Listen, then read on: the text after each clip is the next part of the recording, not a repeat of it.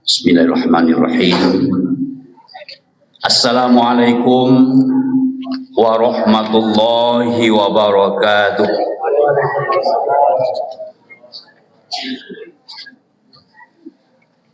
Alhamdulillahillazi hadana lihaza wa ma kunna linahtadiya laula an hadanallah. Asyhadu an la ilaha illallah wa asyhadu anna Muhammadan abduhu wa rasuluh sallallahu alaihi wasallam la nabiyya ba'd. Faqala Allah ta'ala fil Qur'anil Karim, a'udzu billahi minasy syaithanir rajim. Bismillahirrahmanirrahim. Qul in kuntum tuhibbunallaha fattabi'uni yuhibbukumullahu wa yaghfir lakum dzunubakum wallahu ghafurur rahim. Shadaqallahul azim. Bapak pengurus Masjid Jihad yang kita hormati, Bapak-bapak, ibu-ibu, kaum muslimin dan muslimat jamaah subuh yang dirahmati Allah, anak-anak kita, peserta-peserta Ramadan yang hadir subuh ini bersama kita yang kita banggakan dan kita sayang. Kita bersyukur kepada Allah, alhamdulillah, hari ini hari yang ke-13 kita melaksanakan ibadah puasa Ramadan di tahun 1447 Hijriah. Kita dalam kondisi sehat walafiat, dalam kondisi iman yang mantap dan semangat ibadah yang tinggi insyaallah. Kemudian kita selalu berselawat kepada Rasulullah dengan ucapan Allahumma sholli ala Muhammad wa ala ali Muhammad. Bapak, ibu, kaum muslimin dan muslimat jamaah subuh yang dirahmati Allah, judul ceramah kita subuh ini adalah orang-orang yang dicintai Allah. Orang-orang yang dicintai Allah. Insya Allah kita semua ini termasuk orang yang dicintai Allah. Kata Allah dalam surah Ali Imran ayat 31, Qul in kuntum tuhibbunallaha fattabi'uni. Katakanlah jika kamu mencintai Allah maka ikuti aku, kata Rasulullah. Kalau kita mencintai Allah dibalas oleh yuhibbukumullah wa yaghfir lakum dzunubakum. Allah juga mencintai kita dan mengampuni dosa-dosa kita. Wallahu ghafurur rahim. Allah itu Maha Pengampun lagi Maha Penyayang. Lalu karena Rasul sebagai contoh dan ikutan kita, dan Rasul orang yang paling dicintai Allah, yang disebut dengan Habibullah, kekasih Allah. Ada 7 macam yang beliau lakukan dan juga diikuti oleh para sahabat dan kita semua umatnya. Yang pertama adalah jika ingin dicintai Allah maka teruslah kita berbuat baik, berbuat ihsan. Berbuat baik itu ada 3 tingkatan yang sebenarnya muratibul amal, 3 tingkatan amal kebaikan yang kita lakukan. Pertama, kita berbuat baik kepada diri sendiri. Ibda' binafsik. Sesuatu yang akan merugikan diri kita tinggalkan. Hal-hal yang akan dapat menguntungkan, menyelamatkan diri kita, kita lakukan.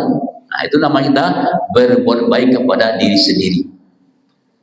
Jadi jangan kita rusak diri kita. Anak-anak apa contohnya? Contoh merusak diri. Narkoba, rokok, minuman keras, ya, mabuk-mabukan, tawuran. Itu adalah merusak diri. Dan juga merusak orang lain. Kemudian kita berbuat baik kepada keluarga kita. Ya. Qu anfusakum wa ahlikum nar. Harus ada tertanam di hati kita keinginan untuk menyelamatkan seluruh anggota keluarga kita. Jangan ada satu pun nanti yang masuk neraka.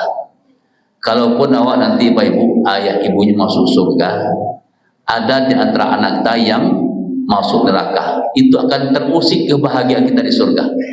Cari dari maki-maki anak kepada tolong, bakal menolong. Nah, sekaranglah saatnya kita menolong mereka dengan terus berbuat baik kepadanya. Biar awaknya kecil dia anak nyinyir. Terus ingatkan tentang kebaikan, ingatkan tentang ibadahnya, tentang pendidikannya, sekolahnya. Kenapa? Itulah tingkatan kebaikan yang harus kita kerjakan untuk mendapatkan cinta Allah. Kemudian berbuat baik kepada orang banyak. Ya, khairun nas may yanfa'un nas, sebaik manusia adalah bermanfaat bagi diri orang lain. Nah, sehingga itulah 3 tingkatan kebaikan yang kita lakukan.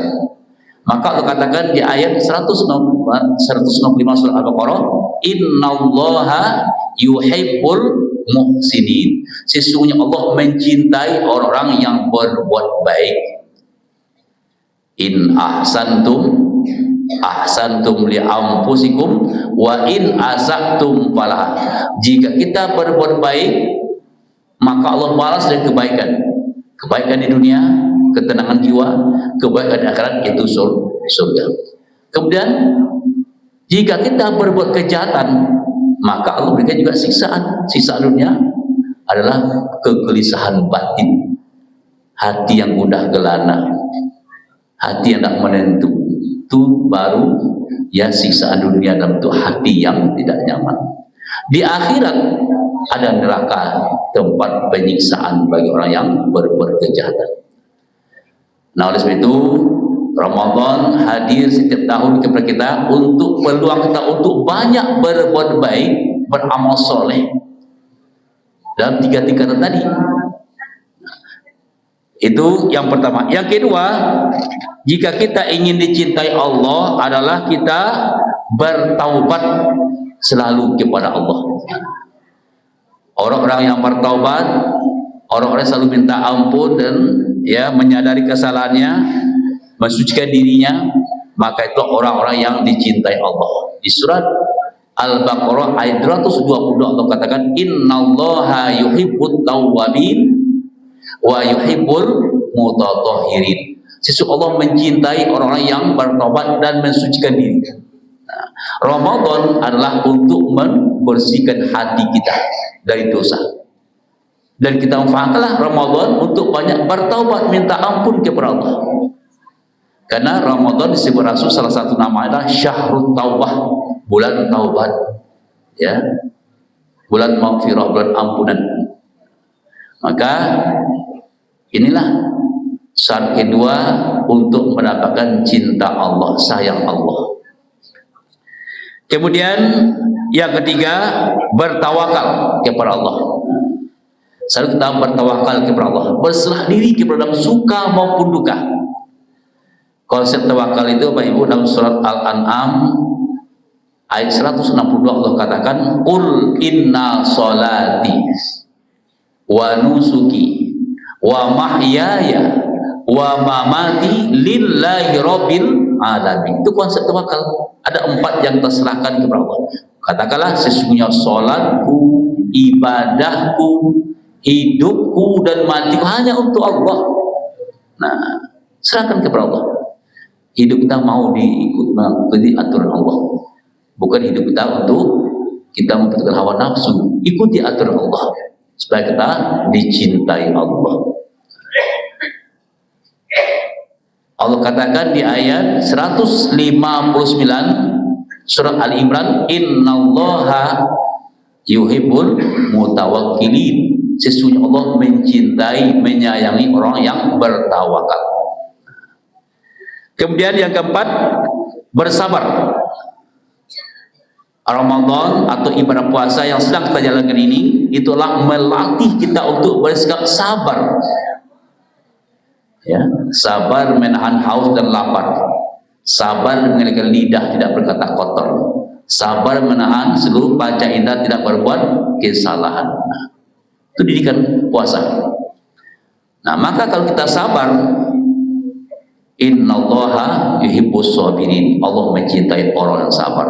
Allah katakan innallaha ma'as sabirin. Allah bersama orang-orang yang sabar. Nah, sabar itu juga 3 tingkatannya. Pertama, sabar dalam ketaatan kepada Allah. Dalam beribadah butuh kesabaran. seperti puasa kan. Oh, jadi jam waktu berbuka jam 6:35 contoh. Lalu kita berbuka 1 atau 2 menit sebelum waktu berbuka. Karena tidak sabar cari waktu. Lalu kita berbuka 2 menit cuman atau 1 menit menjelang waktunya. Maka karena tidak sabar karena 2 menit batal puasa kita. Karena berbuka tidak sesuai dengan waktunya. Sholat juga begitu. Ketika imam Allah baru Allah imam Allah rukuk dulu.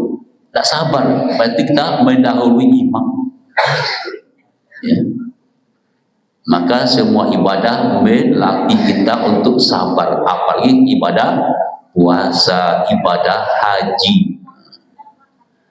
Ambo sebagai guru menasih haji saya tahun 2012 sampai sekarang, itu yang coba disampaikan kepada jemaah. Kunci bapak ibu ingin dapat haji mabrur, DIS, itu saja. Atau D, disiplin dengan aturan.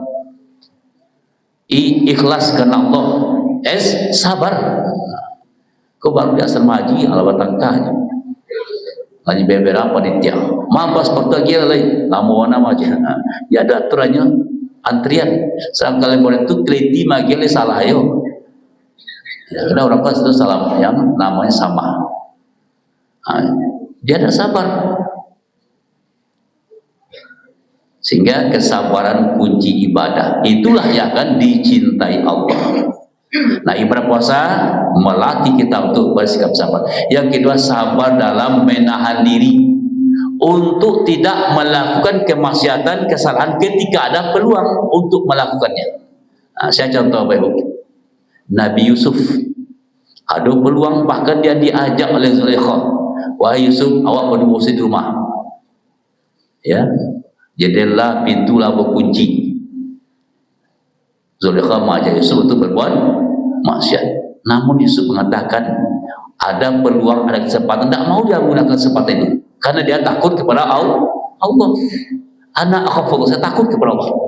Keinginan ada, tapi dia mampu menahan diri saat ada peluang dan kesempatan itu. Itu yang kita sabar.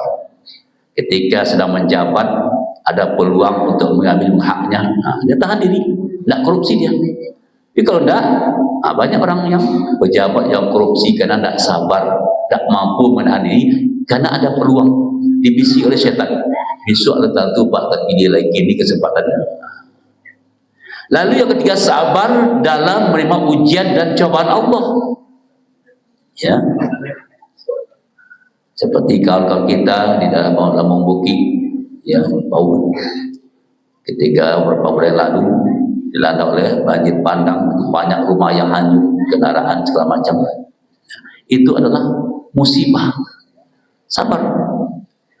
Nabi Allah juga ada contoh yang sabar dalam menghadapi musibah dan cobaan, yaitu Nabi Ayub.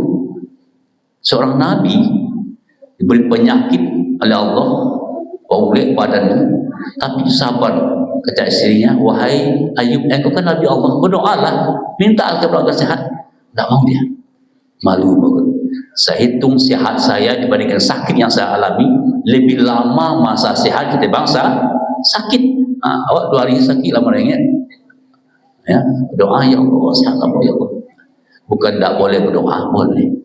Cuman kita harus sabar, jangan banyak mengeluh. Ya. Maka Allah katakan orang sabar adalah orang yang bersabar. Innallaha ma'as sabirin. Kemudian berikutnya adalah bertawakal. Jika ingin dicintai Allah, kita selalu bersikap bertawakal. Ya, bertawakal. Bertawakal kepada Allah. Serahkan diri kepada Allah. Tadi kan bertakwa ya. Tawakal. Maka orang-orang yang bertawakal itu orang-orang yang dicintai Allah. Orang yang bertakwa, orang-orang yang dicintai Allah. Kemudian yang keenam, berlaku adil. Ya, berlaku adil. Kata orang Minang, tibo di parik tidak dikampian, tibo di mato tidak dipinjamkan. Arti kita mampu berlaku adil terhadap siapapun, walaupun dalam keluarga kita, diri kita sendiri. Rasulullah sudah katakan, Kata Rasulullah, seandainya Fatimah anakku yang mencuri, saya langsung akan memotong tangannya. Itu ketegasan Rasul dalam menunjukkan sikap adil, tidak melihat siapa yang melakukan kesalahan. Nah, inilah yang kita tuntut di negara kita, sikap adil. Enggak, orang miskin, orang susah, kesalahan, hukum ditegakkan. Orang kaya, orang berpangkat, orang berkuasa, hukum dah berlaku. Kalau seperti itu namanya kita akan dituntut nanti di akhirat, bukan malah dicintai, malah disiksa oleh Allah. Makanya nanti di akhirat di padang mahsyar, ya, ada 7 golongan yang akan dapat naungan Allah. Salah satunya apa? Pemimpin yang adil, imam adil. Nah, oleh sebab itu, siapapun kita, mari kita tegakkan keadilan. Jangan sampai kita dimurkai Allah. Maka Allah katakan, innallaha yuhibbul muqsitin. Sesungguhnya Allah mencintai orang-orang yang berlaku adil. Terakhir, yang ketujuh adalah, jika kita ingin dicintai Allah, kita adalah orang yang selalu berjihad, berjuang dalam menginginkan hawa nafsu, melawan godaan syaitan.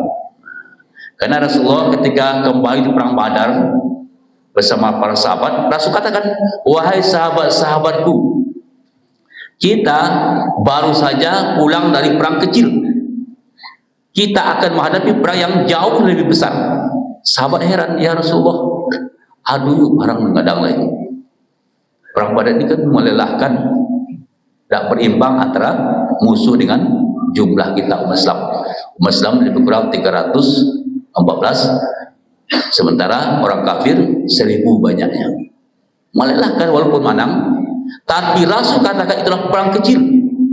Perang sesungguhnya adalah melawan godaan hawa nafsu, godaan syaitan, godaan ya dunia. Maka Allah katakan di surat Fatir ayat ke-5, ya ayyuhan nas, hai seluruh manusia, ya, inna wa'dallahi haqq. Ingat bahwa janji Allah yang ada dalam Al-Quran semuanya benar. Jangan sampai ragu dengan apa yang Allah katakan. Kalau yakin dengan janji Allah, apa tindak lanjutnya? Fala taurrannakumul hayatud dunya. Jangan sampai kamu tertipu karena godaan dunia. Penuh perjuangan. Wala yaurrannakum billahil ghurur. Jangan sampai kamu tertipu karena godaan syaitan. Nah, maka ibadah Ramadan adalah melatih kita untuk berjihad, berjuang. Ya, sesuai nama masjid kita, jihad, perjuangan. Orang yang berjihad namanya mujahadah, orang yang bersungguh-sungguh lawan godaan hawa nafsu, godaan syaitan, karena dia tidak ingin kita ini selamat. Syaitan atau iblis tidak ingin nanti kita bersama-samanya dalam neraka jahanam. Sila tak perjuangan, tapi di bulan Ramadan baik dewa sama-sama berjihad, kita melawan godaan syaitan, godaan iblis, aman kita. Tapi bila setiap Ramadan baru nampak siapa yang sukses berjuang, siapa tidak. Karena iblis itu banyak. Kan mereka minta tangguhkan kematiannya sampai hari kiamat. Lalu permintaan kedua apa? Setiap lahir anak cucu Adam, lahir anak cucu iblis, sehingga dia lahir terus, nggak ada mati. Itu bertambah sekali. Pokoknya pacalian ya Allah, iblis dalam bentuk makhluk kasar boleh gitu, nggak 1 menit, ada bisa lewat kita, tidak bisa jalan orang. Nah, itu beratnya perjuangan kita, jihad kita melawan godaan hawa nafsu, godaan syaitan, tidak bisa godaan dunia. Kalau anda iman tak mantap, maka kita tidak akan sukses dalam perjuangan hidup, tidak akan selamat nanti kita di akhirat. Nah, inilah 7 macam yang dilakukan Rasul yang harus kita contoh, yang kita ikuti untuk mendapat cinta Allah. Pertama adalah mari kita selalu berbuat baik. Yang kedua, kita selalu bertaubat. Yang ketiga, kita bertakwa kepada Allah. Yang keempat, mari kita bersikap sabar. Yang kelima, mari kita bertawakal kepada Allah.